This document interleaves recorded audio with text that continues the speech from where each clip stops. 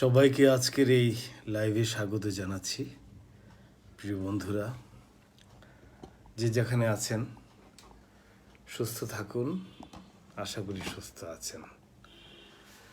আসলে অনেক দিন আপনাদের সঙ্গে লাইভে কথাবার্তা হয় না, এটার জন্য কিছুটা দায়ী হচ্ছে পরিস্থিতি। করোনা যখন আমাদের ভয় ধরিয়ে দিয়েছিল, কোভিড পরিস্থিতি আমাদেরকে যখন বিষণ্ণ করে তুলেছিল, আমাদের অনেক প্রিয়জন যখন আক্রান্ত হয়েছিলেন এবং কারোর চলে যাওয়ার খবরও যখন আমরা শুনছিলাম অনবরত, সেই সব কঠিন মুহূর্তে অফিস বন্ধ ছিল, বাসায় বন্দি ছিলাম আমরা সবাই। তখন আপনাদের সঙ্গে লাইভে আমি সরাসরি চলে আসতাম এবং নিজের অনেক ভাবনার কথা, চিন্তার কথা শেয়ার করতাম। তারপর হ্যাঁ, শান্ত মন, আপনাকে ধন্যবাদ। ঠিকই দেখেছেন, অনেকদিন পর আমাকে দেখেছেন আপনি। রফিকুর কাদের বলছে শুভরাত্রি, আপনাকে শুভরাত জানাচ্ছি। তো সেই কোভিড কাল কিছুটা দুঃসহ অবস্থার কিছুটা অবসান ঘটেছে।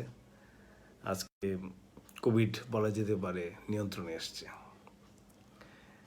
যে কারণে এখন আর ঘন ঘন লাইভে আসা হয় না। কারণ আপনারা দেখবেন গ্রামে যাদের বাড়ি, একলা পথে যখন আমরা হাঁটতাম ছোটবেলায়, অন্ধকার রাত, রাস্তা ধরে হাঁটছি, ভয় লাগছে, তখন আমরা কি করতাম?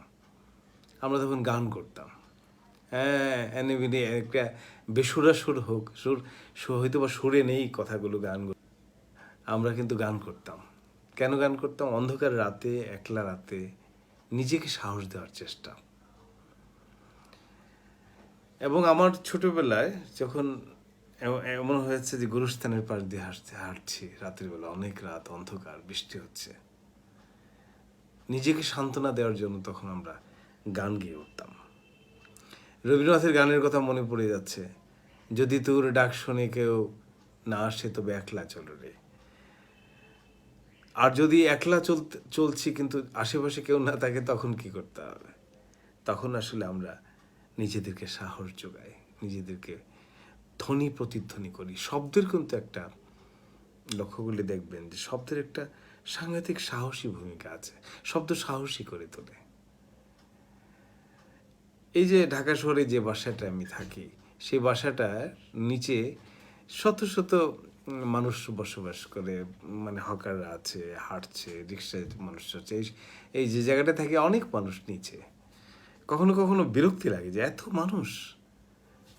কিন্তু যদি একবার আমরা ভাবি যে হঠাৎ করে মানুষগুলো নেই, শুধু আমি, 4-5 কিলোমিটারের মধ্যে কোনো মানুষ নেই, তাহলে কেমন হবে? ভয়াবহ একটা ভয় লেগে যাবে কিন্তু আমাদের। মানুষের প্রাদুর্ভাব যেমন আমাদেরকে একাকিত্ব থেকে দূরে সরিয়ে দেয়, আবার মানুষের অনুপস্থিতি কিন্তু আমাদেরকে সচেতন রকম একা করে দেয়। মানুষ এক অদ্ভুত অদ্ভুত, কারণ মানুষকে ছাড়া ভালো লাগে না, আবার মানুষের অতি মানুষের যে আনাগোনা, সেটাও কিন্তু আমাদেরকে বিরক্ত করে তোলে।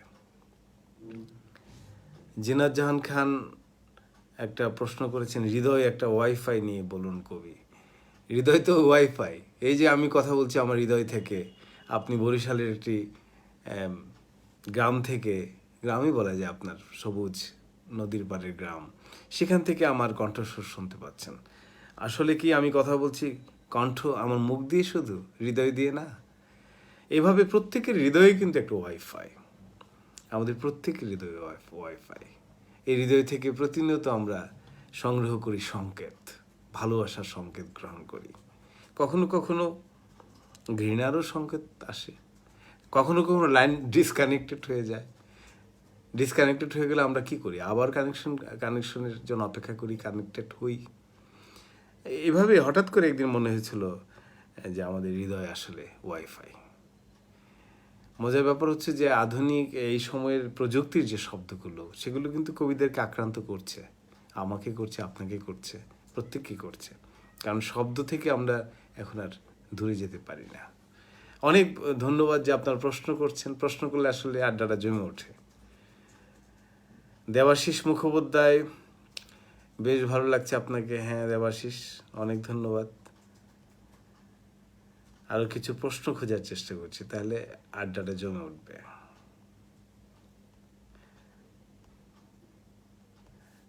শান্তমনকে বলছি যে শান্তমন, আপনি নিজের নামে আসেন না কেন? আপনি কেন ছদ্মনাম গ্রহণ করলেন? ছদ্মনামের একটা সুবিধা আছে। সুবিধাটা হচ্ছে যে ছদ্মনামে আপনাকে কেউ আইডেন্টিফাই করতে পারলো না, আপনি আড়ালে চলে গেলেন, এটা সুবিধা। আর অসুবিধাটা হচ্ছে যে যখন আপনার সঙ্গে কথা বলছি তখন আপনি আসলে নারী না পুরুষ, আসলে অস্তিত্বশীল কিনা সেই প্রশ্নটা কিন্তু আমাদের মনের মধ্যে চলে আসে। যেমন আমার আরেকজন বন্ধু ছদ্মনামে ফেসবুকে আছেন, তিনি সবসময় আমাকে ফলো করেন, আমার কাছে মনে হয় আততায়ী তিনি। হ্যাঁ বন্ধুরা, আবার লাইন পাওয়া গেল। হৃদয়ের মতো হৃদয় এভাবে ডিসকানেক্টেড হয়ে পড়ে, আরেকবার আমরা কানেকশন খুঁজে পাই।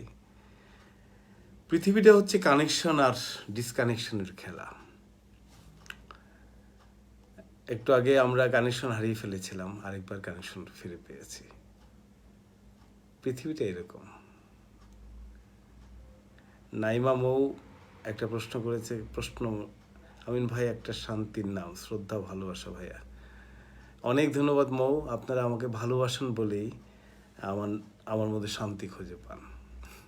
ভালোবাসলেই সেটা পাওয়া যায়। অনেক ধন্যবাদ। শুভ আহমেদ ভাইয়া, কবে প্রকাশ হবে বইটা? হ্যাঁ, হৃদয় একটা ওয়াইফাই বইটা ফেব্রুয়ারি মাসেই প্রকাশিত হবে আশা করি। পাণ্ডুলিপিটা গোছাবার চেষ্টা করছি। তোমাকে ধন্যবাদ, তুমি আমার একটা বইয়ের বানান সংশোধন করে দিয়েছ। আমাদের সালাম খান,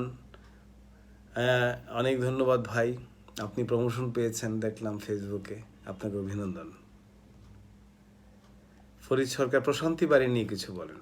একটা খুব প্রিয় প্রসঙ্গে আমাকে ফরিদ বলার জন্য বলল। প্রশান্তি বাড়ি হচ্ছে, আমরা 2000 সালে সোনারগাঁ, এই যে সোনারগাঁ, ঢাকার পাশে যে সোনারগাঁ, সেখানে 20 শতাংশ একটা জমি কিনে একটা ছোট্ট বাড়ি করেছিলাম, আজ থেকে প্রায় 20-21 বছর আগে। তো সেখানে আমরা মুন্নিয়ার আমি সিদ্ধান্ত নিয়েছি আমরা ওখানে চলে যাব, ওখান থেকে ঢাকা শহরে চাকরি করতে আসব। এবং কিছুদিন আগে 2007 সালে কেনা একটা জমি আমরা বিক্রি করেছি, বেশ কিছু টাকা আমাদের হাতে এসছে। ওই টাকাটা দিয়ে প্রশান্তি বাড়িতে একটি 2.5 তলা ভবন করার সিদ্ধান্ত নিয়েছি, কাজ চলছে। আগামীকাল আমরা যাব। এটা মানে ভিত্তিপ্রস্তরের মতো একটা কাণ্ড ঘটবে, এরপরে কাজ খুব দ্রুত বেগে এগিয়ে চলবে। প্রশান্তি বাড়িটা অনেক সুন্দর একটা জায়গা, পাশে একটা সুন্দর মন্দির আছে, 200-250 বছরের পুরনো একটা গাছ আছে, এবং প্রশান্তি বাড়ির যে এলাকাটা এত সুন্দর যে গাছপালা পরিবেষ্টিত, প্রাকৃতিক জলাধার, সব কিছু মিলিয়ে এখনও একটা অদ্ভুত সুন্দর জায়গা। আমি জানি না এই জায়গাটার সৌন্দর্য আর কতদিন থাকবে। তো এই বাড়িটাই আমরা আশা করছি মার্চ মাসের মধ্যে সম্পন্ন হয়ে যাবে। তারপর ওখানে আমরা অনুষ্ঠান করব, সেমিনার করব, মেডিটেশনের আয়োজন করব, আবৃত্তি হবে, আড্ডা হবে, এবং আপনারা যারা প্রশান্তি বাড়িকে ভালোবাসবেন আপনারা সবাই সেই সব আড্ডায় অংশ নিতে পারবেন। আর প্রশান্তি বাড়িতে আমরা 7 দিন থাকবো না, 2 দিনের জন্য দম্পতিদেরকে ভাড়া দেব। যারা নববিবাহিত তারা ওই বাড়িতে গিয়ে 2টা রাত কাটিয়ে আসবেন নিজের মতো করে, এবং আরও যারা দম্পতি, প্রবীণ দম্পতিরা, তারাও যেতে পারবেন। কিন্তু আমরা এটা সবার জন্য রিসোর্ট বানাতে চাই না, এটা মূলত নর এবং নারী একান্ত যাতে কিছু সময় তারা কাটাতে পারে, সেটাই আমাদের লক্ষ্য। এইভাবে আমরা একটা প্ল্যানও করেছি, 2 দিনের জন্য সপ্তাহে আমরা ভাড়া দেব। কত টাকা ভাড়া হবে এটা নিয়ে সবাই পরামর্শ দেবেন। ভাড়ার টাকাটা আমরা জনস্বার্থেও খরচ করব, স্কলারশিপ দিতে পারি, দুস্থ মানুষকে সাহায্য করতে পারি। এইভাবে ভাড়ার টাকাটা এস্টাবলিশমেন্ট কস্টের পরে যে লভ্যাংশটা থাকবে সেটা আমরা মানুষের কাজে ব্যবহার করব। এরকম একটা স্বপ্ন দেখছি। তামজিদ আহমেদ বলছেন, এক হৃদয়ের সংকেত আরেক হৃদয়ে পৌঁছতে যে সার্ভার ডাউন হয়ে যায়। হ্যাঁ, ডাউন হয়ে যায়। ডাউন হোক না, তাতে কি এসে যায়, আবার তো সার্ভার আমরা ফিরে পাই। অতএব ডিসকানেক্টেড হয়ে পড়লে হতাশ হওয়ার কিছু নেই, অপেক্ষা করতে হবে। শাহনাজ ইয়াসমিন ভাই একটা কবিতা শোনান। একটা কবিতা শোনাবো, কিন্তু আমার কাছে তো এই মুহূর্তে কবিতা নেই। আচ্ছা, একটু অপেক্ষা করেন, আমি আমার বইটা নিয়ে আসি, আপনাকে একটা কবিতা শোনাবো।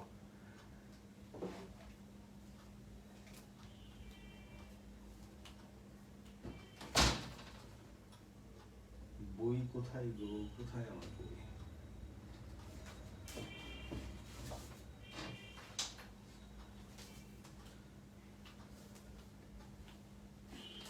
বইটা এনেছি, ইহকাব্য বলে আমার একটা বই আছে, তা থেকে আপনার জন্য এই কবিতাটি শোনাই, শাহনাজ ইয়াসমিনের জন্য। প্যারাসিটামল। দুঃখগুলোকে ভেজে কাঁথার মতো শুকোতে দাও রোদে। আবার পড়ি, দুঃখগুলোকে ভেজে কাঁথার মতো শুকোতে দাও রোদে, বেদনাগুলোকে সবুজ তুলে দিয়ে মুছে দাও। হাস্যরত রোদগুলোকে দেখো, বেদনা সিক্ত ঘাসের উপর হবে দুনিয়া তোমারই হবে। তুমি কি দেখনি তোমার মাতৃপুরুষকে? উল্লাসের ভেতর অবনত অবতার, সজোরে নিক্ষিপ্ত সমুদ্র জলের মুখে আশ্চর্য মুখ তার। ও দুঃখবাদী, দুঃখের উপাসক, তুমি কি দেখনি তোমার পিতৃরমণীকে? গোধেলের মতো সত্য আর সতেজ, শিকারীর প্রচ্ছদে উজ্জ্বল হাঁস এঁকে, যিনি স্বীকার করেন শিকারীর লোভ। তবে কেন দরজা খুলে দুঃখকে আহ্বান করো গহীন বিছানায়? কাঁদুনে আকাশ থেকে স্তানের জল তুমি পাবে না। ও দুঃখবাদী, প্যারাসিটামলে ব্যথা যাবে, বেদনা যাবে না। এই কবিতার বইটি বেরিয়েছিল 90 সনে, সম্ভবত 92 সনে, এবং আমার বন্ধুরা এই লাইনটা খুব পছন্দ করে, প্যারাসিটামলে ব্যথা যাবে, বেদনা যাবে না।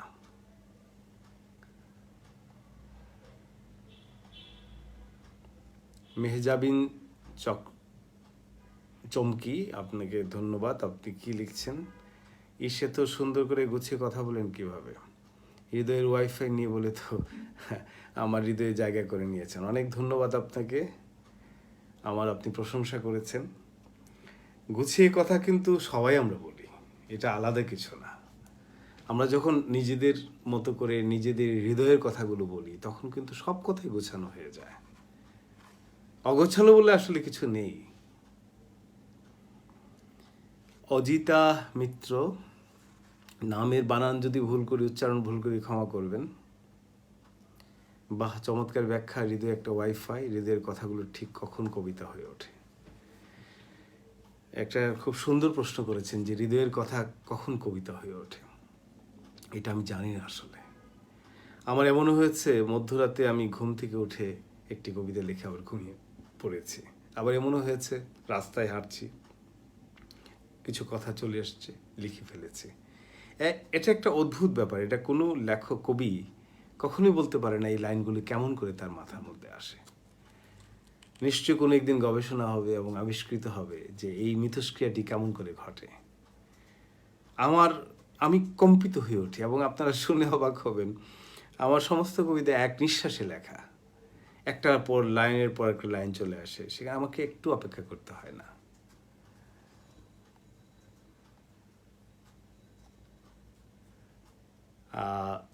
সুনির্মল দাস লিখছেন, স্বাদ সর্বদা খুব প্রাণবন্ত, এটা খুব দৃষ্টিনন্দন দেখায় বলে দিন আমরা কীভাবে উপভোগ করতে পারি। অনেক ধন্যবাদ ভাই। আমাকে যখন কেউ জিজ্ঞেস করে কেমন আছেন, আমি তখন বলি ভালো আছি, ভালো মন্দ মিলিয়ে। আপনি যদি এই কথাটি বিশ্বাস করেন, তাহলে আপনার খারাপ থাকার সুযোগ ঘটবে না। আমাদের জীবন কখনোই ভালো হয় না, শুধু ভালো হয় না, আবার কখনোই শুধু মন্দ হয় না। জীবন হচ্ছে ভালো আর মন্দের মিশেল। যেমন অন্ধকার না থাকলে আমরা আলোকে বুঝতে পারি না, আলোকে না থাকলে অন্ধকারকে বুঝতে পারি না, উঁচু না থাকলে নিচুকে বুঝতে পারি না, নিচু না থাকলে উঁচুকে বুঝতে পারি না। গতকালকে না বুঝলে আগামীকালকে বুঝতে পারি না। একটার সাথে একটা জড়িত এই যে দ্বৈত বৈপরীত্য, সেটা হচ্ছে জীবনের ধর্ম। এবং যেদিন থেকে আমি ভালো আর মন্দকে একসঙ্গে গ্রহণ করতে শুরু করলাম, সেদিন থেকে আমি ভালো হয়ে উঠলাম।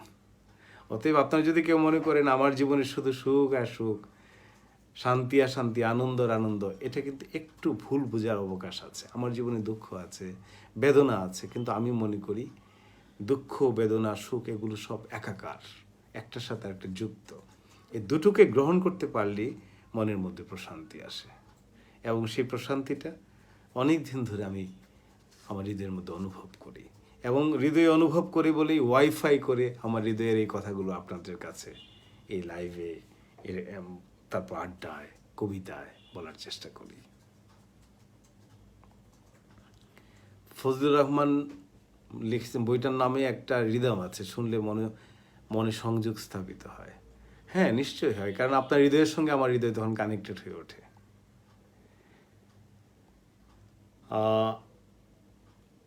এলিজা খাতুন লিখছেন, আমিন বই খুঁজতে গেছে।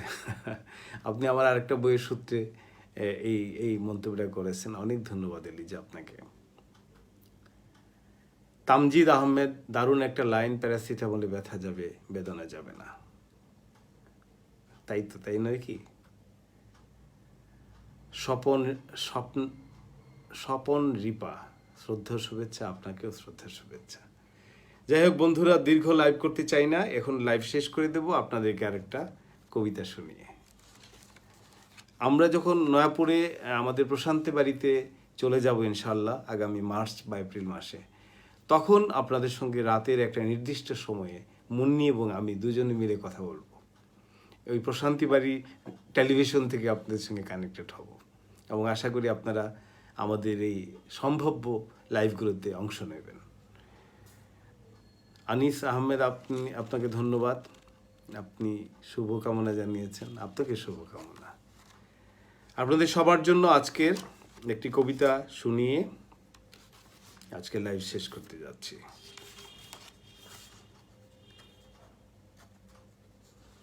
কোনটা শোনাবো?